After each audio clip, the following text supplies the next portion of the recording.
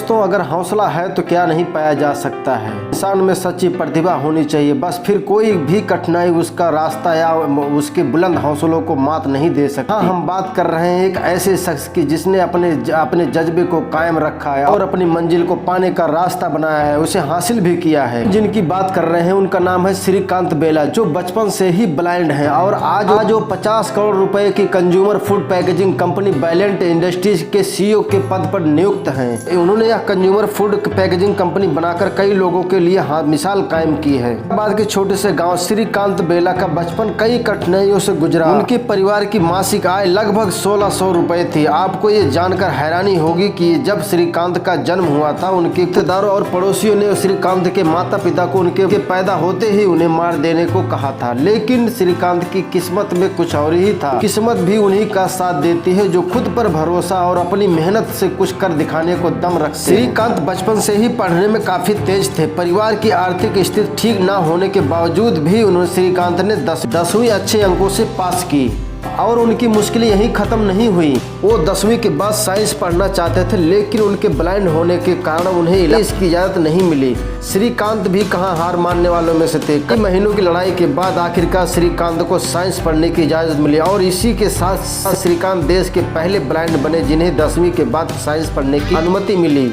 इसके बाद श्रीकांत ने दोबारा पीछे मुड़कर नहीं देखा। श्रीकांत को अपनी स्कूली पढ़ाई पूरी करते ही अमेरिका के MIT में प्रवेश मिला। इसी के साथ श्रीकांत ने देश के पहले ऐसे ब्लाइंड बने जिन्होंने MIT में शिक्षा प्राप्त की। अमेरिका से अपनी शिक्षा लेने के बाद श्रीकांत ने हैदराबाद में अपनी कंपनी की शुरुआत की। श्रीकांत ने लोगों के खाने पीने के सामान की पैकिंग के लिए कंज्यूमर फूड पैकेजिंग कंपनी का गठन किया। कंपनी की शुरुआत श्रीकांत ने 8 लोगों के एक टीम से की।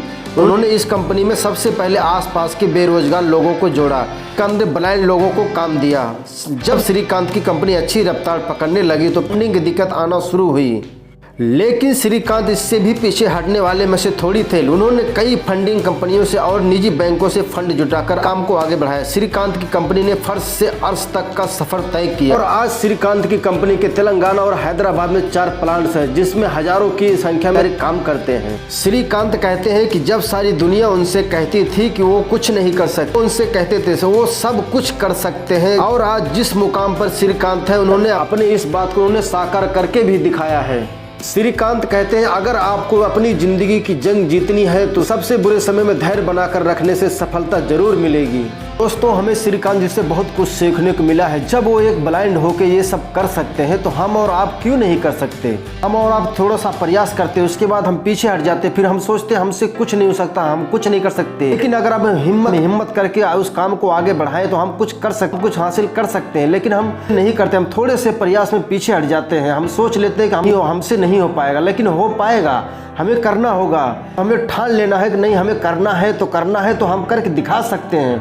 दोस्तों, श्रीकांत जी की इस स्टोरी से हम आज प्रेरणा लेकर कुछ करें, आगे हासिल करें अपने लिए, तभी कुछ हो सकता है। नहीं तो हम ऐसे हाथ पे हाथ रख के बैठे रहेंगे तो कुछ नहीं हो सकता। हम आगे वही नौकरी करते रहेंगे, 8 से 5वीं नौकरी करते रहेंगे, उसी में जिंदगी काट देंगे, जिसमें हमारा सिर्फ उसमें गुजारा हो सकता है, हमारी ख्वाहिशें नहीं पूरी हो सकती। तो दोस्तों, अगर आप इनकी स्टोरी पसंद आई हो, तो आपको अच्छी लगी हो, तो आप कुछ करना चाहते हो जिंदगी में, कुछ हासिल करना चाहते हो, तो इस वीडियो को लाइक और चैनल को सब्सक्राइब जरूर कर देना, अपने दोस्तों को जरूर भेजना। तो दोस्तों, इनकी सफलता और संघर्ष के ऊपर एक बॉलीवुड में फिल्म बन रही है जिसमें राजकुमार राव काम कर रहे हैं। एक बहुत ही बेहतरीन फिल्म आने वाली है इनकी जिंदगी पर।